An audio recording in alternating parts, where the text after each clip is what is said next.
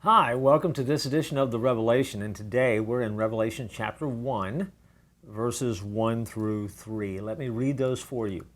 It says, "This is a revelation from Jesus Christ, which God gave him to show his servants the events that must soon take place. He sent an angel to present this revelation to his servant John, who faithfully reported everything he saw. This is his report to the Word of God and the testimony of Jesus Christ.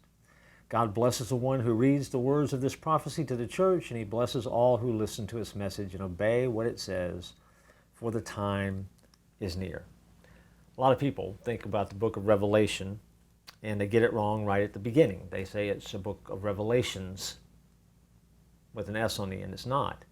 It is one revelation. That's what it's called, the Revelation.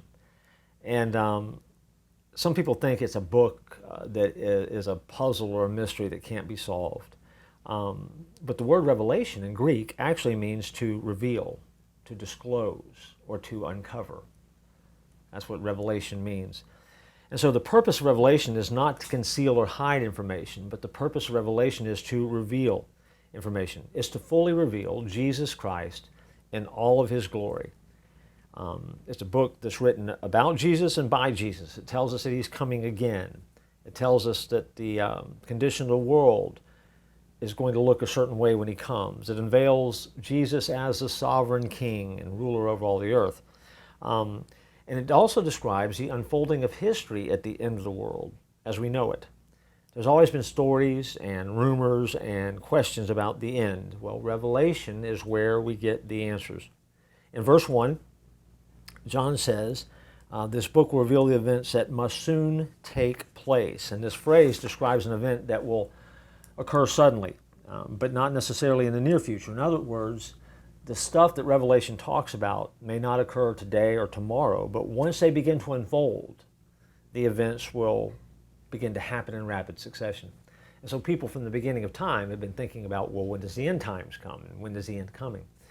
And we don't have the distinct answer to that, but when the domino starts to fall, if you will, in Revelation, the way that it's written seems to indicate that things will start happening quickly. So if you take a look at the culture around today and go, wow, this has to be end times stuff. Well, it probably is. It always is. We always are a day closer to the end times. But if you start seeing certain events begin to happen, you'll know that it's coming quickly.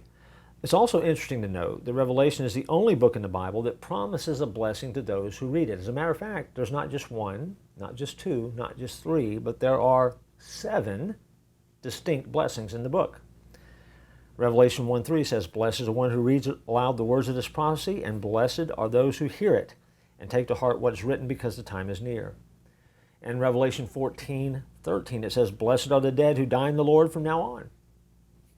In verse 16:15 it says, "Blessed is the one who stays awake and remains clothed," that means alert and spiritually prepared, so as not to go naked, which is spiritually unprepared, and be shamefully exposed. Also in Revelation 19:9, "Blessed are those who are invited to the wedding supper of the Lamb."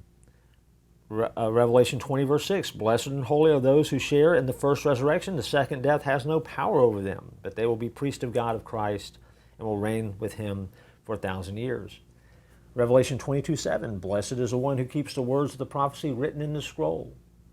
Revelation 22:14, "Blessed are those who wash their robes, that they may have the right to the tree of life and may go through the gates to the city."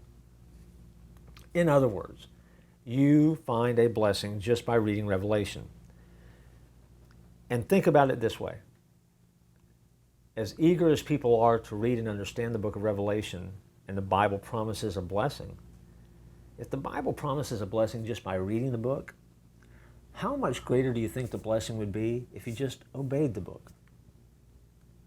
See, we think, well, we read it, I'm going to get a blessing. But if we put it into action and start living our lives differently because of the truth that's discovered there, imagine the blessing that would come then. And so, go back and reread verses 1 through 3.